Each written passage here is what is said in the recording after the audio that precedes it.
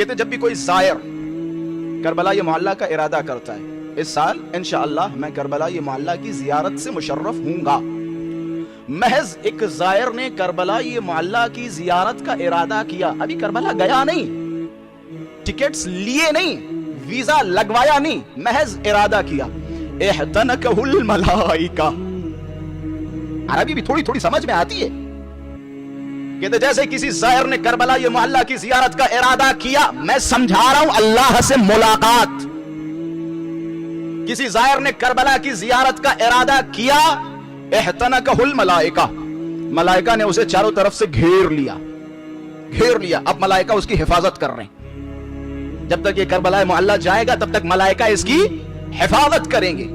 اب جیسے یہ زائر کربلا یہ معلّہ کی زیارت کے لیے پہلا قدم گھر سے نکالتا ہے، کہتے ملائکہ اس کے تمام گناہوں کو اپنے ہاتھوں میں لے لیتی ہیں، جیسے جیسے اس کا قدم کربلا کی طرف بڑھتا جاتا ہے ملائکہ اس کے گناہوں کو محو کرتے جاتے ہیں، مٹاتے جاتے ہیں۔ روایت کا آخری فقرہ شاید میں اس جوش و خروش کے ساتھ سمجھا نہ سکوں اور بیان نہ کر سکوں، لیکن سوچئے گا اور غور کیجئے گا۔ نجوہ کسے کہتے ہیں؟ نجوہ کہتے ہیں کسی شخص کے ساتھ اکیلے میں سرگوشی کرنا، راز و نیاز کی باتیں کرنا، اسے عربی میں کہا جاتا ہے نجوہ۔ اور یہ نجوہ اگر اللہ کے ساتھ کسی کا ملتا ہے تو وہ محمد مصطفیٰ کا ملتا ہے۔ حضرت معراج پہ گئے، عرش معلیٰ پر اللہ کے ساتھ نجوہ کیا، یہ روایتیں ہیں۔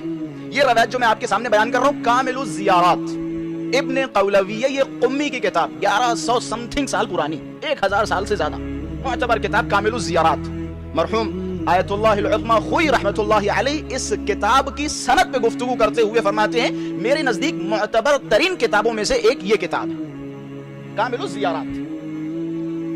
کہتے جب یہ زائر اپنے گھر سے نکلتا ہے تو ملائکہ اس کے گناہوں کو ہاتھوں میں لے لیتے ہیں، جیسے جیسے یہ کربلا کی طرف بڑھتا ہے ملائکہ اس کے گناہوں کو محو کرتے رہتے ہیں۔ کہتے ہیں جیسے یہ کربلا یہ معلّہ پہنچتا ہے اس کی نظر حائر پہ پہنچتی ہے۔ حائر کہتے ہیں کربلا میں وہ علاقہ کہ جس علاقے میں امام حسین کی زری ہے، جسے ہم کہہ سکتے ہیں گنبد کے نیچے والا حصہ یا اس کا اطراف، اسے کہتے ہیں حائر۔ کہتے ہیں جیسے یہ زائر امام حسین حائر میں پہنچتا ہے، روایت کے الفاظ ہیں، روایت کے الفاظ نہ ہوتے تو میری کیا جسارت جو میں کہتا۔ کہتے ہیں جیسے یہ زائر کربلا یہ معلّہ اس حائر کے نیچے پہنچتا ہے، اب اس کا مقام کیا ہے؟ کہتے ہیں ناجاہ اللہ، یہ زائر اپنے رب کے ساتھ سرگوشیاں کرنے لگتا ہے، اپنے رب کے ساتھ راز و نیاز کرنے لگتا ہے، اس کا مقام اتنا بلند و بالا ہو جاتا ہے۔ یہ عظمت ہے ایک زائر حسین کی۔